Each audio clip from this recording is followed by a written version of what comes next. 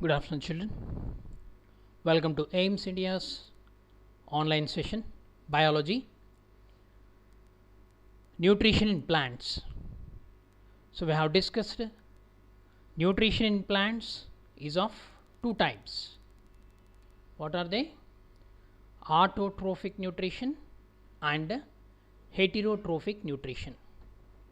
The autotrophic nutrition takes place by means of a process called photosynthesis, during which the inorganic substances like carbon dioxide, water, in the presence of sunlight and chlorophyll undergoes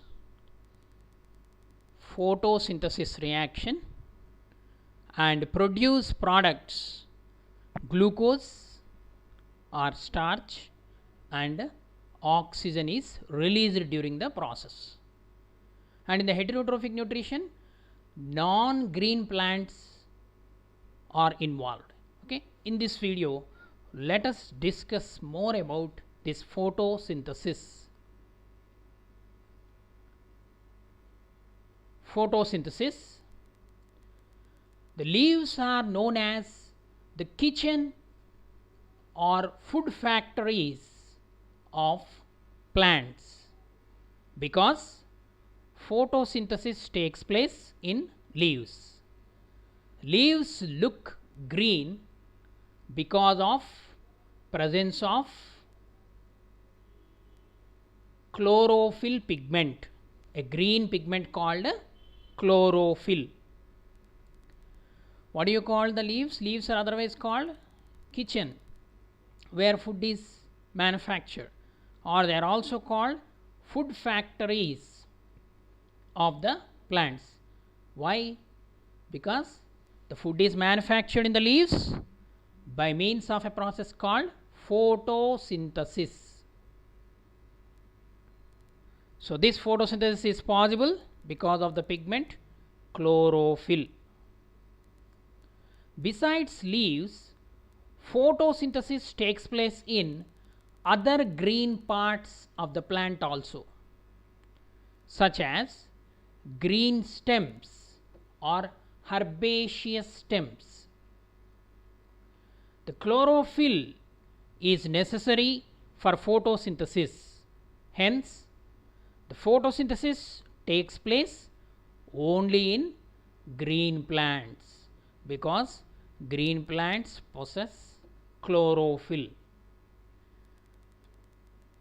So the leaves of plants that grow in desert areas, they are modified into spine like structures or scales to reduce the loss of water in the course of transpiration, because these plants, for example cacti or cactus, so these plants live in the desert where the conditions are very hot.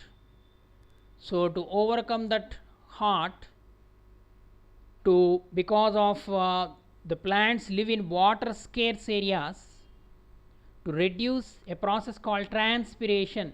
What is transpiration? Means the process of elimination of excess of water in the form of water vapor, through leaves is called as transpiration. As we discussed that photosynthesis, leaves involve in three main functions. One is photosynthesis, second one is transpiration, third one is respiration. Okay, transpiration will cools the plant, but particularly in the leaves tiny holes are present. What are they called? Stomata. If the leaves are present, then the plant will lose more water, so that the leaves are reduced into spines. So in that case, the photosynthesis also taking place in the leaves. So that photosynthesis function has to be undertaken by some other part of the plant, otherwise the plant cannot survive. So for that purpose the stem is modified. In these leaves are modified to spines, and the stem is modified such that it can store water, and it also contains green pigment called chlorophyll, or chloroplasts are present in the stem itself, so that the plant undergo photosynthesis. Okay. So it's a modification in the desert plants, not only the cactus, opuntia, okay, and some other almost most of the plants in the desert, they are they show some adaptations. Okay. Next, further discussion of photosynthesis. In such plants, means in desert plants, the photosynthesis takes place by green stems. The photosynthesis helps to maintain the balance between oxygen and carbon dioxide. It is the advantage of photosynthesis. The percentage of carbon dioxide and oxygen in the atmosphere is maintained balance. By which process? By photosynthesis. How? Because during photosynthesis carbon dioxide is absorbed and oxygen is released. So do you know, let us know some interesting fact in the plants like pine trees. The pine trees and other conifers. Conifers means the plants which live on the hills. So conifers have evolved to grow in a triangular shape because of photosynthesis. They are very green, evergreen plants. The tree's shape exposes most of its needle-like leaf, especially the ones near the top here. Here you can see the top where the leaves are exposed. Okay, so needle-like, so that the more sunlight can be absorbed. Okay, that's why these are called, they attain the shape of a cone. They are called conifers. They are called conifers. Next, conditions for photosynthesis or requirements of photosynthesis. Our Earth is the only unique planet where photosynthesis takes place. In the absence of photosynthesis, life would not be possible on Earth, isn't it? Definitely. Following are the necessary conditions for photosynthesis to be taken place. In order to undergo the photosynthesis, the following conditions are required. What are they? Presence of sunlight, presence of chlorophyll, presence of water, presence of carbon dioxide. There are 4 main conditions necessary. What are they? Sunlight, chlorophyll, water, carbon dioxide. These are the 4 necessary conditions in order to undergo photosynthesis. The byproducts of photosynthesis are oxygen and water. In the reaction we have studied yesterday, let us recall the reaction. 6CO2 plus 12H2O gives rise to C6H12O6 plus 6H2O plus 6O2. So the byproducts, main product is glucose. The byproducts are oxygen and water. But don't forget to write sunlight and chlorophyll on the arrow mark. In the presence of sunlight and chlorophyll only, the process takes place. Okay. So these two, oxygen and water, water in the form of water vapor, will be released through the stomata, the kidney shaped. On the surface of the leaf there are tiny holes, they are called stomata. So during daytime this oxygen and water will be released through the stomata, because during daytime only the photosynthesis takes place, the products are formed. Okay. The food that has been made is sent to other parts of the plant through veins. Very important. What are veins? Veins are the tube like structures which are present in yesterday's class we have studied xylem vessels. Okay, in the veins only, the middle. So if you see the back portion of the leaf, you will find some root like appearance, some branches you will see on the leaf, light color. So the middle one is called as veins, and they are divided into veinlets. So they contain a tissue called phloem tissue, which transport the food material or the end product of photosynthesis to different cells of the plant. Okay, from leaves to roots, branches and other parts of the plant. Okay. So the conditions for photosynthesis, what are the main conditions? Sunlight, chlorophyll, water, carbon dioxide. Okay, let us proceed, children. Photosynthesis in algae. Algae, where do you find the algae? Algae are green organisms. They are present in the form of a layer in the stagnant water like ponds and ditches. The green patches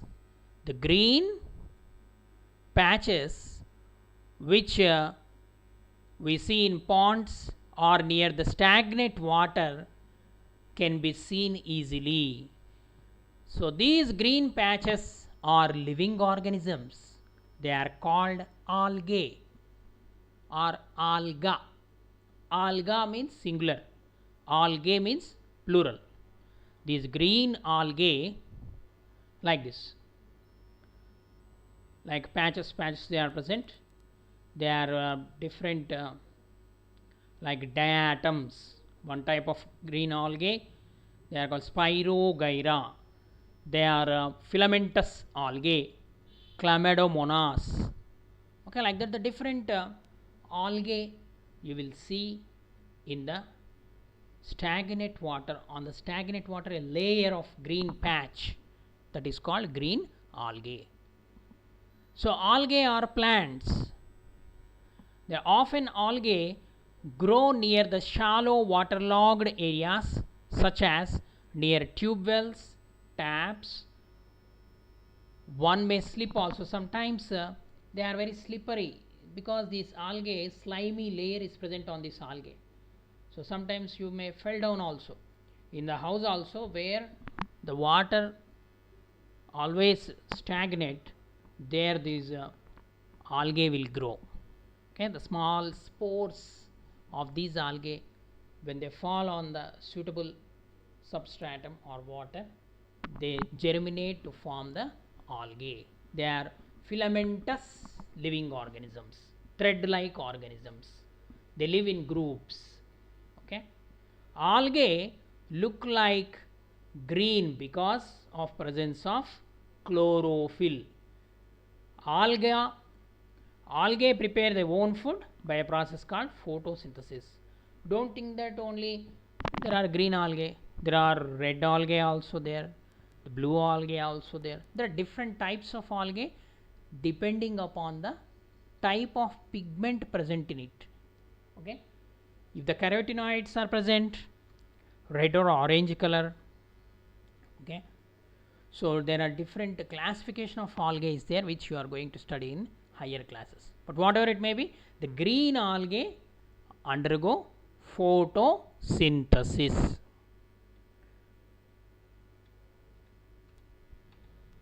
Next, synthesis of food other than carbohydrate. So we are in an opinion that the plants synthesize food material by a process called photosynthesis. The carbohydrate is the main product of photosynthesis. But the plants need proteins also. They need different types of nutrients. Plants need proteins. So these proteins, fats, besides carbohydrates, plants also need proteins and fats. The proteins are nitrogenous substances which contain nitrogen. Although nitrogen is present in abundance in atmosphere, but the plant cannot absorb the atmospheric nitrogen. Plant gets nitrogen only from the soil. So what is the main function of roots? To absorb the water and minerals present in the soil. So the nitrogen which is present in the atmosphere is in the form of N2, elemental form. In that form, though it is 70% and above present in the atmosphere, but it is of zero use, no use for the plant. But the plant use the nitrogen only in the form of compounds. Okay, nitrates and nitrites, in the form of nitrates and nitrites. So certain type of bacteria, so in order to use that nitrogen, the plants take help.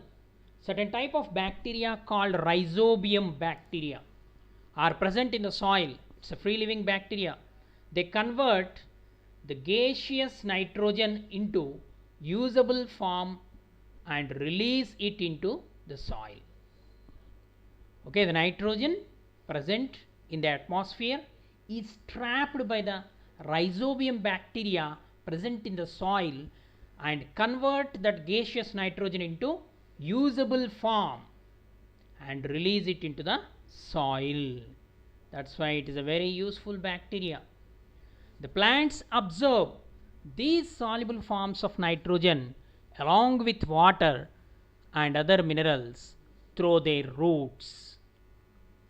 Okay, these plants absorb that usable form of nitrogen with the help of roots. The minerals or the soil water containing minerals is absorbed by the roots of the plant. Sometimes you might have seen the farmers adding nitrogenous fertilizers like urea, NPK, okay, nitrogen, phosphorus and potassium. So sometimes the farmers add nitrogenous fertilizers to their fields to fulfill the need of nitrogen, After the fulfillment of all nutrients, the plant synthesize proteins and fats. So this is the concept. So we have concluded that in the photosynthesis carbohydrates only form, but plant also need proteins and fats also required. So how they are produced in the plants means they are absorbed from the roots, from the soil. Okay, so after absorption they help in the formation of particularly what is present in the fats and proteins. Of course fats also containing carbon, hydrogen and oxygen, but especially proteins contain nitrogen. So nitrogen is one of the important requirement for the formation of proteins in the plants. so that nitrogen requirement can be fulfilled by or supplemented by adding fertilizers to the soil. If the soil is fertile, then it contains more nitrogen in it. If the soil loses the fertility after every crop, then the farmer has to add some supplementary nutrients in the form of fertilizers. So these fertilizers of two types, chemical fertilizers and biofertilizers. Biofertilizers can be made from plant and animal debris, okay, by decomposition. Here also again bacteria and some saprophytes like earthworm, they decompose that organic matter, so that is supplied to the plant's field. Okay, so this is let us go for the next mode of nutrition, heterotrophic mode of nutrition. Till now we have studied autotrophic nutrition. Now heterotrophic mode of nutrition in plants. The modes of nutrition in non-green plants is the mainly heterotrophic. Some plants do not have chlorophyll, hence they cannot synthesize their food by themselves, so they has to depend on other organisms for their food requirement. Such plants are known as non-green plants. The name itself is indicating they don't have chlorophyll, hence they are called non-green plants.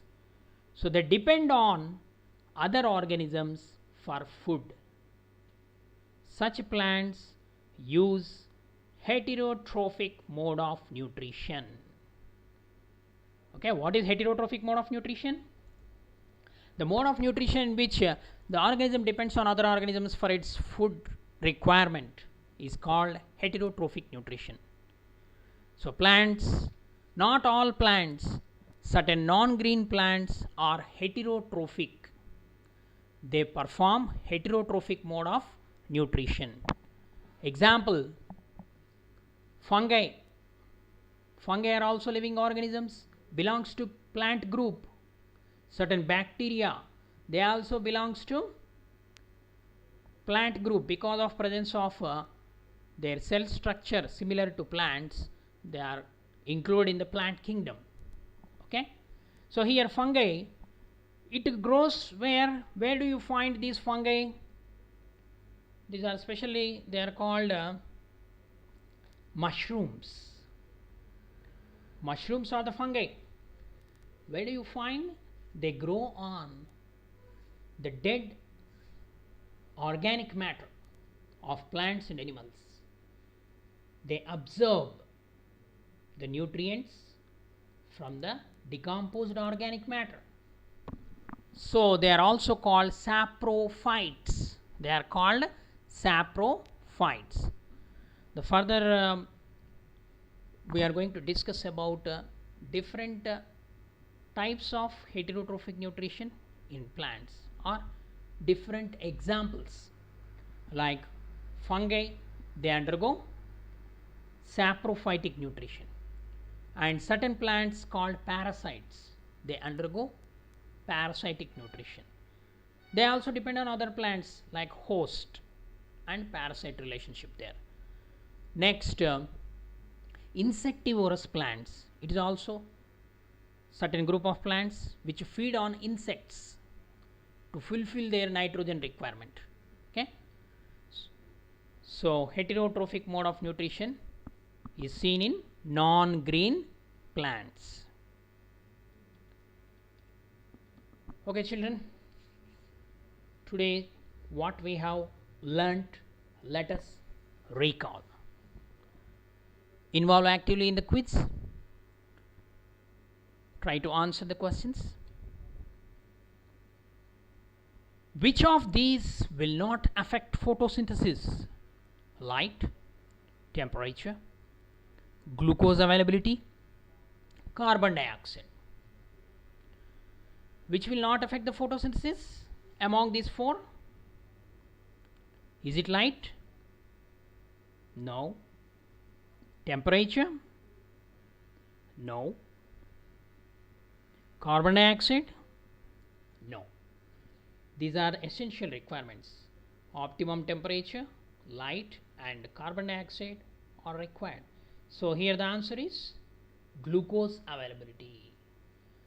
Glucose availability will not affect the photosynthesis. C is the correct answer. Next, if a plant receives more carbon dioxide, what happens to the rate of photosynthesis? What happens? If more carbon dioxide is available, the rate of photosynthesis will increase or decrease or stays the same or none of these. What happens if more raw material is available? More products are produced. So, increases. The rate of photosynthesis increases. Next, which of the following would have affect the rate of photosynthesis? Amount of water, carbon dioxide concentration, temperature, and all of these. Which of the following would affect the rate of photosynthesis? So these are all called the limiting factors of photosynthesis. So all of these: amount of water, concentration of carbon dioxide, and the temperature. These are the factors affecting the photosynthesis. Next, which of the following would have affect the rate of photosynthesis? So the repeated all the above. Why do plants carry out photosynthesis? Why do plants carry out photosynthesis, children? To make energy, to make oxygen, to make sugar, to make water. Why do plants carry out photosynthesis? In order to prepare the food material. What is that food material? Sugar. So, to make sugar. The right option is C. What is the role of chlorophyll in photosynthesis? To produce sugar, to trap heat energy, to trap light energy, or to trap water molecules. What is the role of chlorophyll in photosynthesis? Think. Yes. To trap the solar energy, light energy. That's why the leaf, you observe the leaf, how all leaf is always seeing the sky, exposed to the sunlight. So to trap that light energy will help in the process of photosynthesis. What is the source of energy for photosynthesis? Light energy or solar energy. It is a universal source of energy for all living organisms on the earth. In a food chain, what is come? You studied in 6th class. What is starting organism in the food chain? Producers. What are producers? Green plants. Okay. So the solar energy is observed by the plants first, then that is called harvesting of solar energy.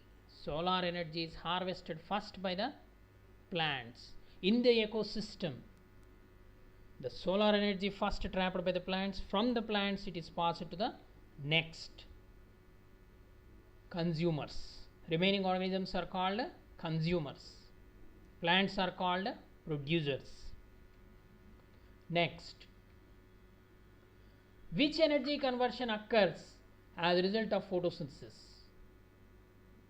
Chemical energy to heat energy to light energy, light energy to chemical energy to mechanical energy. Okay, here what transformation of energy is taking place? Transformation. Energy can be neither created nor destroyed, but It can be transformed from one form to other form. It is a universal law of energy. So here, during photosynthesis, light energy is converting into chemical energy during the photochemical reaction called photosynthesis. Next, which of the following is the limiting factor of photosynthesis? Means most important. Availability of carbon dioxide, availability of oxygen, availability of sugar, availability of water. So, availability of carbon dioxide is the limiting factor. If carbon dioxide is available, then only the photosynthesis takes place. In higher classes, we are going to discuss about several experiments related to this photosynthesis. So, concept you have to remember, what are the requirements, what are the products, okay, what is the equation. So, all the questions are related to that, surrounds or rotates around that equation only. Okay, children. Next, what are the two major limiting factors of photosynthesis? Important limiting factor, carbon dioxide. The two major limiting factors here: concentration of carbon dioxide and temperature, temperature and oxygen concentration, oxygen concentration and carbon dioxide concentration, glucose concentration and oxygen concentration. Okay, here limiting factor means reactants. Okay, you have to keep in mind the reactants. So here the options, if you see, carbon dioxide is a reactant and the temperature is the condition. Next, in the second option, temperature is a condition but oxygen is a product. Here again, oxygen concentration, the product, carbon dioxide concentration, reactant. And in the fourth option, glucose is the product, oxygen is the product. So what is the correct answer here? A, concentration of carbon dioxide and temperature. Next, most of the oxygen in the Earth's atmosphere was produced by, or what is the source of oxygen in this, on this Earth? A big explosion, photosynthesis, digestion, metabolism. The most of the oxygen in the Earth's atmosphere was produced by, what is that? Yes, photosynthesis.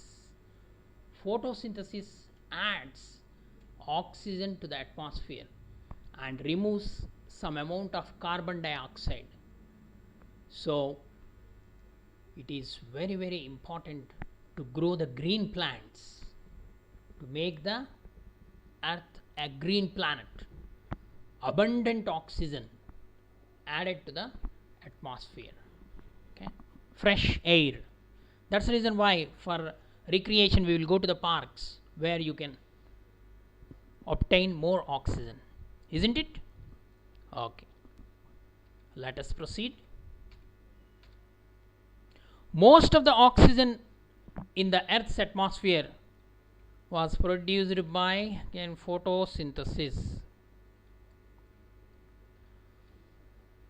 Apart from the plant, which microorganism also do photosynthesis? Apart from the plant, which microorganism also do photosynthesis, also undergo photosynthesis? Algae and cyanobacteria, fungi, paramecium, amoeba. Come on children, think and answer. What is cyanobacteria? Cyanobacteria is nothing but a blue-green algae. Blue-green algae. Here remaining all organisms, heterotrophs, fungi, paramecium and amoeba. So here the right option is A, algae and cyanobacteria. Blue-green algae. Absorptive heterotrophic nutrition is exhibited by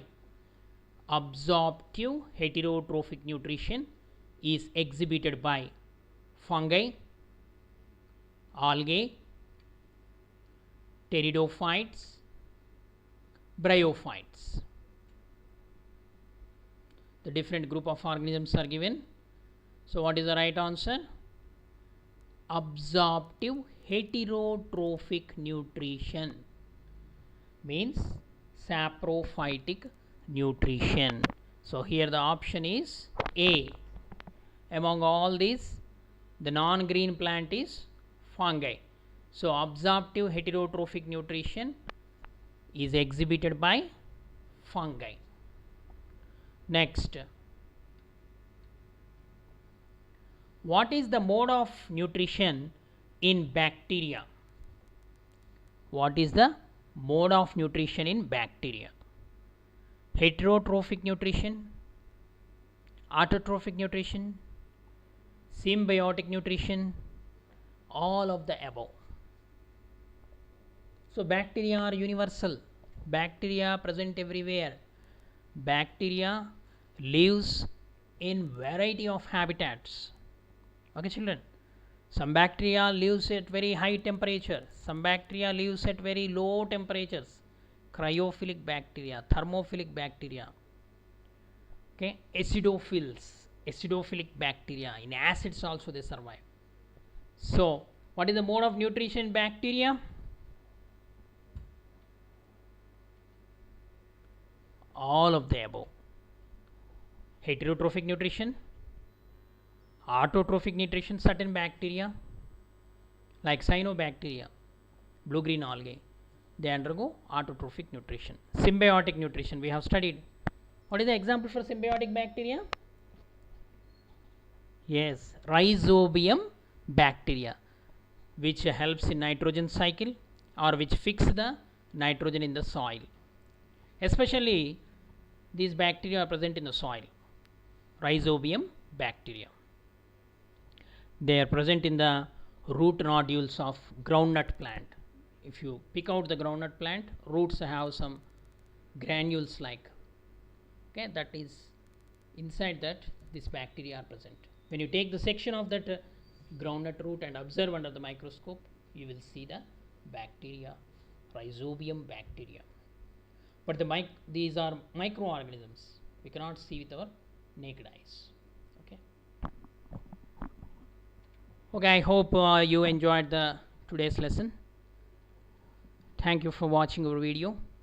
Please subscribe our channel and press the bell icon for receiving latest updates.